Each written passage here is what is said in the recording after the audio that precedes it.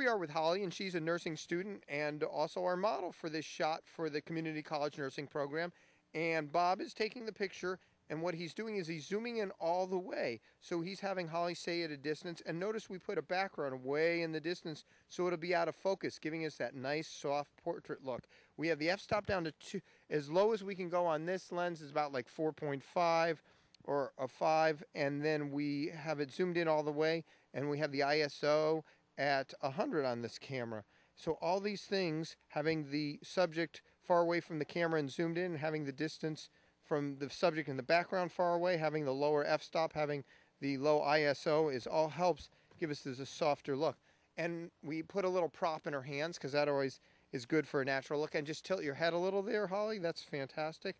And Bob, how's everything going? Did you want to comment? Yeah, excellent, John. Well, yeah, like we're saying, with the camera, be sure to bring it down to 100 or 200 ISO. That way you lower the sensitivity if you're in full sunlight, because you want to be able to bring those f-stops as low as you can get them to throw that background out of focus. So get back from the subject, zoom in almost all the way in the lens. I'd say not quite all the way in the lens because the quality suffers when you're at the very extreme of the zoom in lens. So back it up just a hair, get back as far as you can from your subject, and then go ahead and adjust the, put yourself in program mode, say, and bring yourself all the way down to the lowest f-stop you can.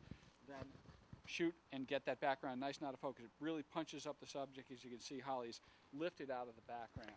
And Holly, would you do me a favor and just give us a little tilt to the head, because the tilt to the head adds a nice sort of natural walking look, motion.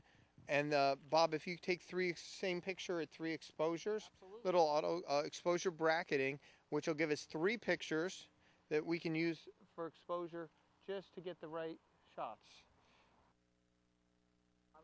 See, she's going to be out of the sun, so just right there. Well, we got to wait for cars to come by. And the reason she's going to be out of sun, it's a more even look. Sometimes you can use a white card for this kind of thing.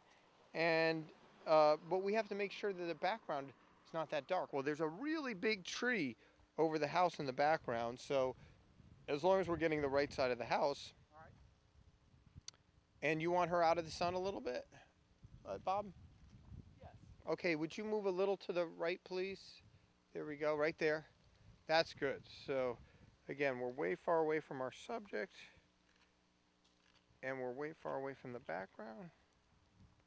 And I can move close over here and get the shot from this angle because he's zoomed in real far.